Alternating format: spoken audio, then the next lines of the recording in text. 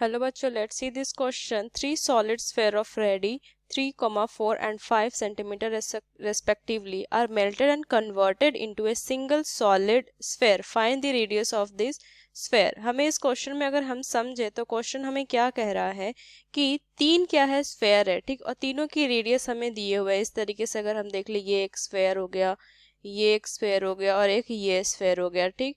अब यहाँ से क्या दिया, तीनों के रेडियस हमें दिए हुए हैं 3 सेंटीमीटर, यहाँ पे 4 सेंटीमीटर और ये हमारा 5 सेंटीमीटर, ठीक. ये हमारा जो है सेंटीमीटर में है, ठीक, रेडियस. अब यहाँ से देखिए तो बोलता है इन तीनों को मेल्ट करके क्या किया, यहाँ से एक बड़ा स्फेयर बना दिया, ठीक.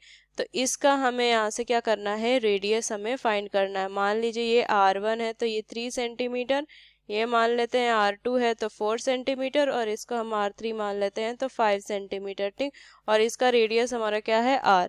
तो यहाँ से अगर हम इस क्वेश्चन को सॉल्व करने के लिए की कंसेप्ट देखें तो हमारा की कंसेप्ट बस यही होगा ना कि इन तीनों का जो वॉल्यूम होगा ना, वही ये हमारा क्या हो जाएगा, इसका वॉल्यूम होगा. तो यहाँ से क्या लिखेंगे कि V1, मान लीजिए इसका यहाँ पे क्या है, हमारा वॉल्यूम 1 है और इसका V2 प्लस में V3 is equal to V4 और यहाँ से V स्टैंड फॉर वॉल्यूम. ये जो है हमारा V स्टैंड फॉर वॉल्यूम, ठीक.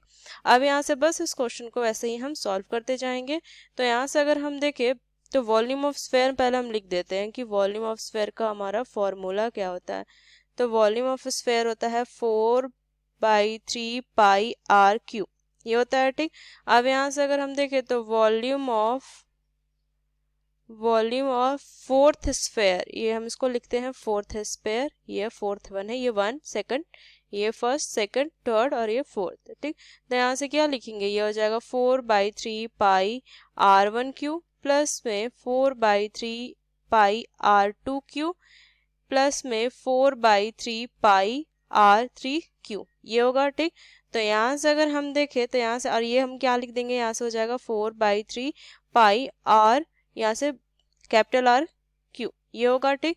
तो यहाँ से अगर हम देखें तो हम यहाँ से क्या लिख सकते हैं, 4/3 पाई कॉमन आ जाएगा और यहाँ से R1 क्यू प्लस में R2 क्यू प्लस में R3 क्यू, ये हो जाएगा. तो 4/3 से 4/3 पाई से pi R cube is equal to, देखिए R1 का तो हमें दिया हुआ है, R1 की वैल्यू दी हुई है, तो 3 का क्यू प्लस में 4 का क्यू प्लस में 5 का क्यू, यही होगा. तो यहाँ से R cube is equal to कितना हो जाएगा, 3 का क्यू कितना हो जाएगा 27, 4 का क्यू कितना हो जाएगा, देखिए हम, तो यहाँ से हो जाएगा 64 प्लस में 125, ठीक. तो R cube is equal to कितना हो जाएगा, अगर हम यहाँ से जोड़े वैल्यू तो यहाँ से हो जाएगा 27, तो ये हो जाएगा 216.